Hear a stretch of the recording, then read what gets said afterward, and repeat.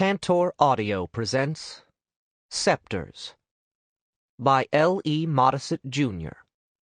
Narrated by Kyle McCarley. The brave, the craven, those who do not care, will all look back in awe and fail to see whether rich or poor or young, or old and frail, what was, what is, and what is yet to be.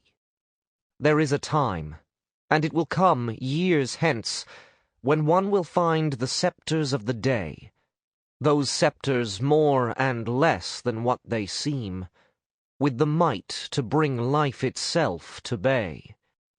In those ages, then, will rise a leader, who would reclaim the glory of the past, and more, as he would see it, in the sun, to make sure the dual scepters will always last. Then, too, the Lamaol will rise, but once where none yet will suspect, nor think to dare, and his hidden strokes may kill a borning duality of promise, bright and fair. For which will live, and which will prosper? Who will rule the lands in faith or treason? One called Lamaol, or the one called Hero? For one would seek a triumph, the other reason. Excerpts from The Legacy of the Duarchy. Part 1. The Scepter of the Past. Chapter 1. Healt Lanachrona. Light fell upon the priest. That single ray of illumination, shaped by the ancient master-carved lens in the ceiling of the long and narrow chapel hewn out of the red rock cliffs, bathed the celebrant. His green tunic and trousers, trimmed in purple, shimmered. So did the alabaster makeup that covered his face. The blue-silver threads in the black, short-haired wig picked up the light, creating a halo around his face. The black boots, with inset lifts, reflected light as if they too were burnished mirrors. A long chord echoed through the temple, but the priest did not speak until all was silent. "When our forebears turned their backs on the true Duarchy, then the one who is turned away, and let the cataclysm fall upon Chorus." The celebrant's voice seemed to come from everywhere, yet nowhere.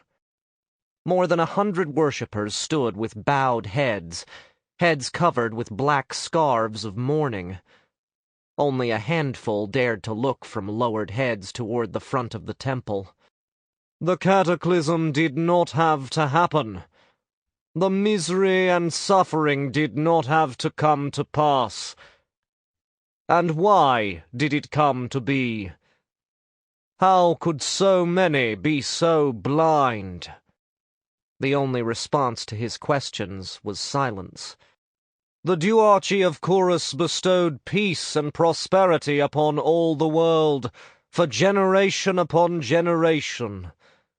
Never was there so fair a realm, so just a world. Never were so blessed the peoples of a world. Never had so many benefited so much. And then, in an instant, it all vanished." In the next-to-last line of worshippers stood a dark-haired figure in gray. He was a head taller than those around him, and his face paler. The weave of the wool of his traveling cloak was somewhat finer. His head was bent slightly less than the heads of others, and his eyes never left the celebrant. The faintest hint of an amused smile appeared from time to time at the corners of his thin lips. "As the mantra of morning declares, ice flowed from the skies. The air that had been so fair and perfumed became as thin and as acrid as vinegar. Streams dried in their beds, rivers in their courses, never to flow again. All that had been beautiful and great perished and was lost. And for what reason? After a momentary silence, the priest answered, "Because people were selfish and thought only of themselves. They turned their backs on the true duarchy, and when they did so, they turned their backs on the one who is.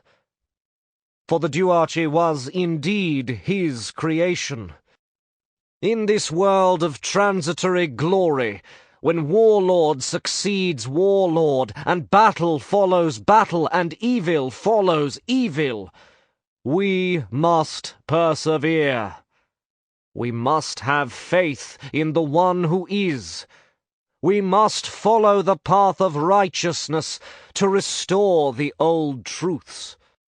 For only by the instrument of the true duarchy shall we be redeemed. Only by restoring the true creation of the one who is shall we once more see peace and prosperity, faith and faithfulness." The traveler in gray nodded appreciatively and continued to listen. "Even today, the troubles continue. The hills to the north and west have become so dry in your lifetimes that they support nothing but twisted trees and spiky thorn, and yet the unbelievers do not see. Even here in Healt, where it is obvious, they do not see. When the only deity is gold, when the only rule is power, when the only law is that laid down by the longest blade, by the deadliest rifle, no man can be safe, and none can find security. There are no arts, no fine buildings, no wondrous words, nothing but gold and blood."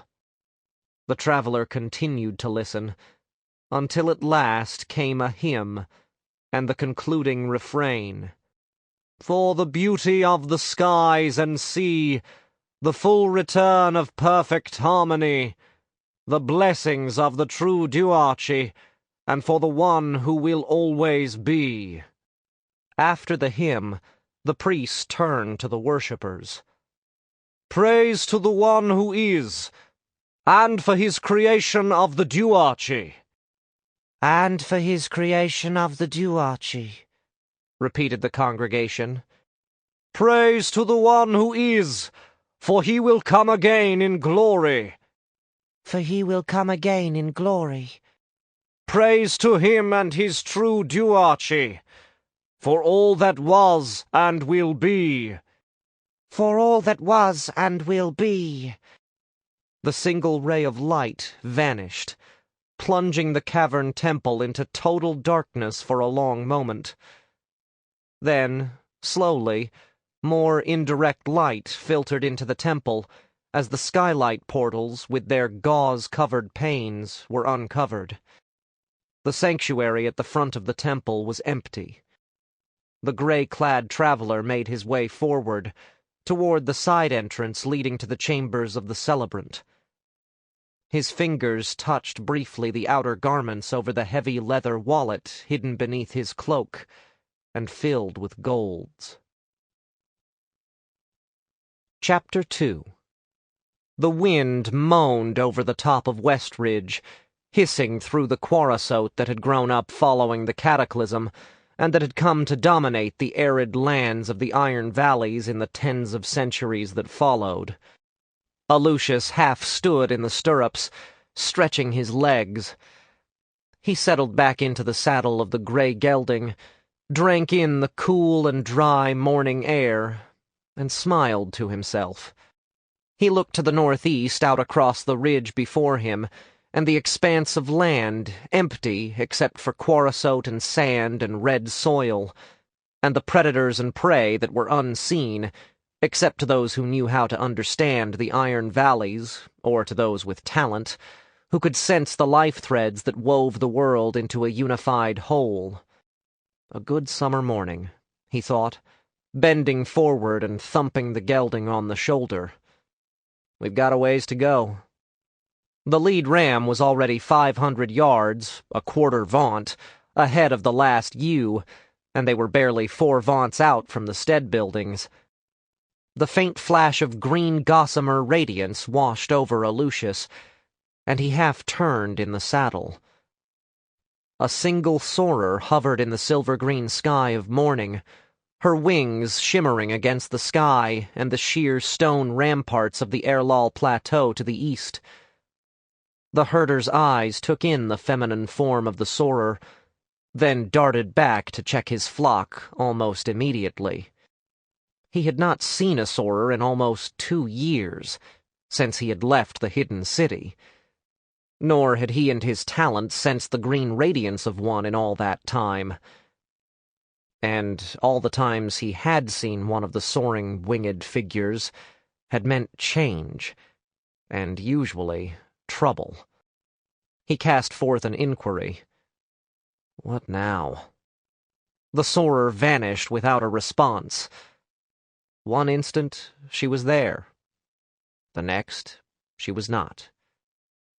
While she had not felt familiar, Alucius had not been close enough, long enough, to tell for sure if the Soarer had been the one who had instructed him during his brief captivity in the hidden city.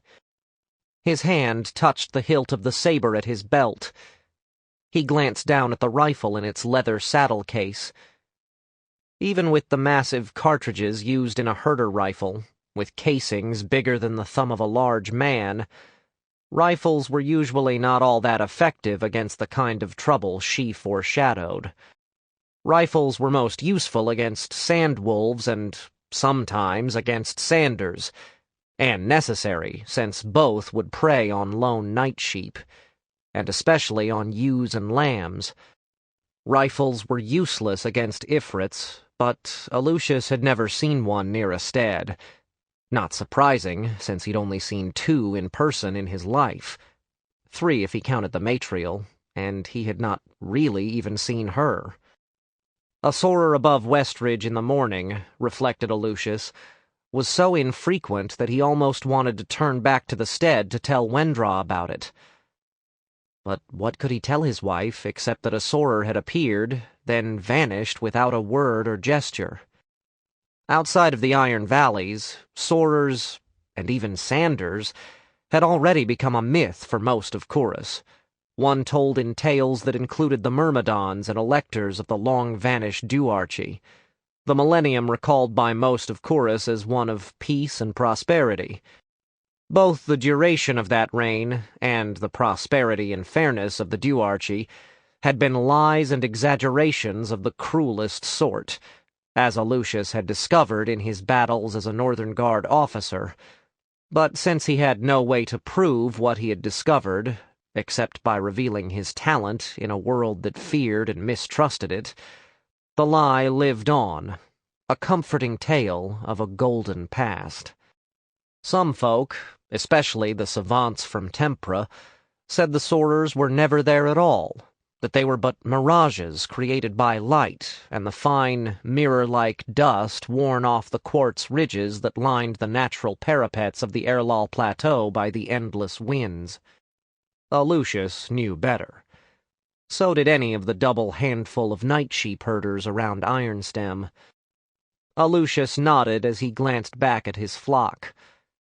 2 of the night rams edged toward each other. Their curled black horns, knife-sharp on the front edges and strong enough to bend a saber, glittered in the morning sun.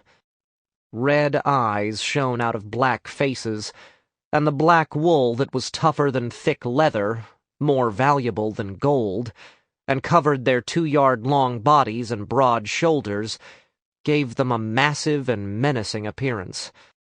A night ram could gut a single sandwolf, although the sandwolves were even larger, with crystal fangs more than a handspan in length. But the sandwolves hunted in packs, and tried to pick off ewes and lambs, or older and weaker night rams who strayed from the flock. One of the night rams pawed the ground, and Alucius could sense the antagonism between the 2 males. He eased the big gray gelding forward, reaching out with his talent to project disapproval and separation. Both of the black-wooled rams looked up. Alucius could sense their frustration, but they separated. Herding nightsheep was a chancy life, and impossible, often fatal, if the herder didn't have the talent to make his feelings known. Alucius was fortunate to bear within him that talent. More than fortunate, for the life of a herder suited him. That he also knew. With his crooked smile, he let his impatience flow out, spreading across the flock, chivying the animals eastward. They needed to graze on the lands near the Erlal Plateau, the nearer the better, if their wool were to be prime.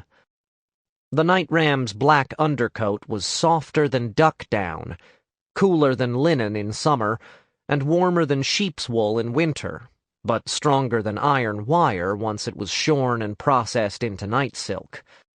The wool of the outer coat was used for jackets stronger and more flexible, and far lighter, than plate mail.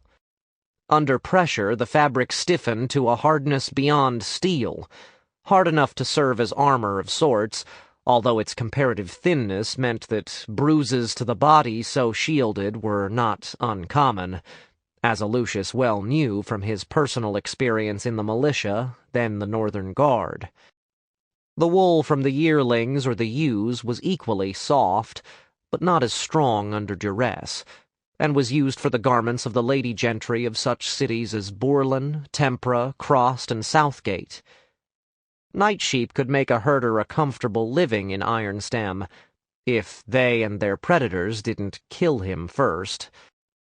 Alucius urged the gray eastward across the ground, where little grew except the quarrosot bushes, on whose tender new stalks the nightsheep fed.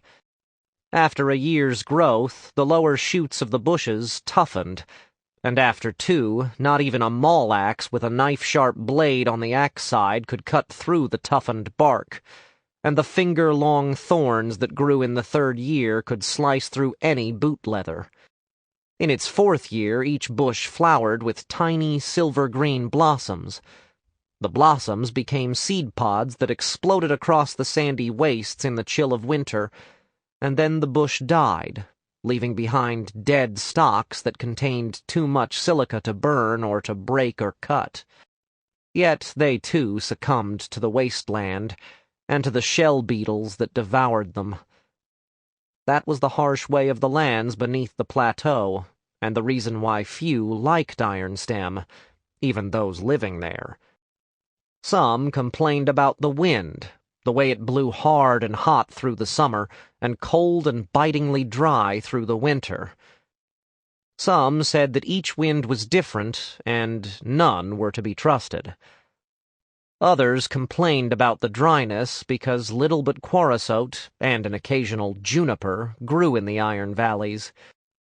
The same people complained that in winter there was no heat in the sun, except where it struck the eternostones of the highroad that ran from Eastice in the far north, down through Solend and Ironstem, and then Dekron, and across the river Wendra, and far into the south of Lanachrona. There were other highroads, too, and while they had been traveled heavily in the days of the Duarchy, most times now only a handful of traders or travelers could be found on any of them. Some 30 vaunts to the east stood the mighty Erlal Plateau, whose stone ramparts ran straight upward 6,000 yards or more. All who had tried to climb the plateau failed long before they reached the top. Most vanished, their bones occasionally discovered by Alucius or some other herder. In the last years of the Duarches had dumped the malcontents and worse in Ironstem to work the iron mines and great mill, guarded by the Cadmeans with their lightning-shaped blades. Later, after the cataclysm and the fall of the Duarchy, the mines played out over the millennia, and Ironstem withered from a small city into a small and struggling town. Then, for a long time, All that sustained Ironstem had been the herders from the north, the lumber mills in Westrig, and the Dustcat works. There, Gortal's scutters gathered the Dustcat dander and processed it into the dream dust, which was worth more than night silk in the Lanachronan cities of the south, and far more even than that for the little that traveled the ancient roads back to Lustria in the east. His concentration returned to the lead night ram, even as he wondered why the Soarer had seemed to look at him, and whether Wendra had sensed the winged marvel. With a rueful smile, he shook his head and urged the grey to catch up to the lead rams, his eyes checking the bushes and the hummocks for traces of wolves. Sanders left neither tracks nor traces.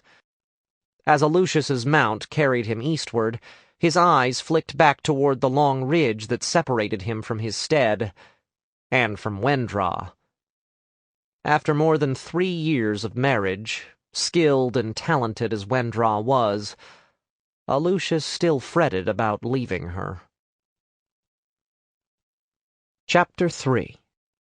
Dekron, Iron Valleys. The 2 men were seated in wooden armchairs before a desk in a study. On the serving table between the 2 were tall beakers of ale, half full. The summer sun beat through the glass of the closed windows, but both men wore heavy tunics and trousers. "I worry about the herder still," observed the round-faced trader in the blue tunic trimmed in dark gray. His voice was so low that no one more than a fraction of a yard away could have heard the words. "Have you followed him, Teralt?" "He returned to his stead 2 years ago. He has built up his flock and devoted himself to his wife and family. Has he once shown an interest in what lies beyond his stead and Ironstem?" replied the older-looking man, his words equally muted. "No, but he destroyed the Matriel, as well as Aelian Edis and more than 10 pterodons.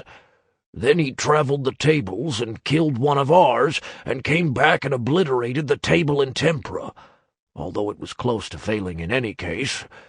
And after that, he single-handedly killed more than 20 bravos who tried to ambush him. With the 400 golds that cost." "They were only coins, Hollanat, and a pittance compared to what we have gathered and will gather." The white-haired man smiled coldly. "I do believe he got the message.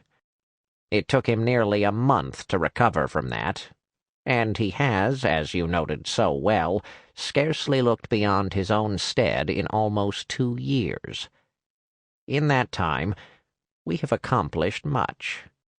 We have a working group here, and a new and fully functioning table now in Salon. We have assisted the Regent of the Matriel in finding informers, although she knows it not. We have more and more true believers, or, if you will, followers of the true duarchy. Adorat will soon strike the first blow in the south. These followers will grow and create the necessary distraction and dissension all across Chorus, all in places well away from where we operate. And we have also made a healthy profit in dealing with Adorat. Before long, we will even control the Regent of the Matriel. With all that, we will be able to build more tables and translate more true Ephrons, and this world will once more be ours, as it should have been for the past millennium." "What if the herder discovers what we have accomplished? It took much life force to wrench the table into place in Salon, and we have not solidified—" "When he has not been south of Ironstem in 2 years. That was one reason why we ensured that his wife's father is now receiving orders for his barrels. They're better and cheaper than those our traders can get here, and they will keep the herder's wife from pushing him into looking beyond their own needs. Besides, who would call us to his attention? especially with all the other problems arising in Chorus. Terolt's laugh carried an ironic tone. The older ones, the hidden ones, or the side effects of the translations, or sheer ill chance. There are few of the hidden ones, and fewer every year. In less than a handful of years, all will be gone. Terolt frowned. As for the translation effects, there is little we can do about those. Would that we could, for each is a failed translation. There is always the likelihood that one will find him, because they are drawn to talent. Still, he has seen Sanders and Soarers and Sandwolves, and it may be that even if he sees such, he will not draw the right conclusion. Or that he will wait. Remember, he is a man who will do what is necessary, but not unless he is forced to act. That is his greatest weakness. All we need do is to ensure that he is not forced to act. That is one reason why we have avoided activities near the herder steads. Can we continue to keep him from acting? Asked Hollinat. Especially if there are more and more wild translations around him? We must have more support from Ephra. And with him that close to the plateau, and with that meddler Custeel... Custeel could be removed. That would force the herder to act. Custeel is his wife's grandsire. Terolt shook his head. You make your point. Removing Custeel would merely alert the herder. I think you have something else in mind. Exactly what? Hollinat smiled. The Lord Protector is getting more and more concerned about the state of Lanachrona. The regent of the Matriel is retaking the southernmost towns bordering Southgate. Now, matters are unsettled in Deforia, and it will be a season at most before the Land Arch is toppled. Walleran could suggest to the Lord Protector that a most able commander would be able to put down the revolt in Healt. A particular and most able commander. Why would we send him against what we are building there? That makes little sense. You know that it is not important whether Adorat and the Duarchists succeed in the coming revolt against the rule of the Lord Protector. What is important is the amount of destruction and disruption there. Sensat shadow-matched Adorat when he traveled there last year, and Adorat is convinced that he is of Ephra. He does not believe he can be bested by any Kurian steer, even a talent steer. What of it? Asked Terolt. The Lord Protector will think he is facing a local revolt. The Regent will see an opportunity to weaken Lanachrona, and between Adorat and the herder there will be more disruptions. That would put the herder over-captain well out of the Iron Valleys, and would reduce the chance of his seeing too much because he will be far too involved in trying to put down the revolt, as well as worrying about his wife. That far south, even should the Ancient Ones try to reach him, they would not be able to, few and failing as they are. Terolt frowned. But the Lord Protector would scarce listen to Lord Walleran, and if he did, he would hesitate to believe him. If he knew that Walleran was no longer his brother, but a shadow Ephron, he would never believe Walleran at all. He does not know that, and never will. Walleran can ensure that dispatches and information reach Marshal Frinkle and Marshal Aliniat. He can suggest to them that the Lord Protector request the Overcaptain, as a major, take command of the forces to put down the revolt in Healt. The Overcaptain is known to be able to do much with little, and that will appeal to Marshal Wyrell. You don't want Waller and... Sample complete. Ready to continue?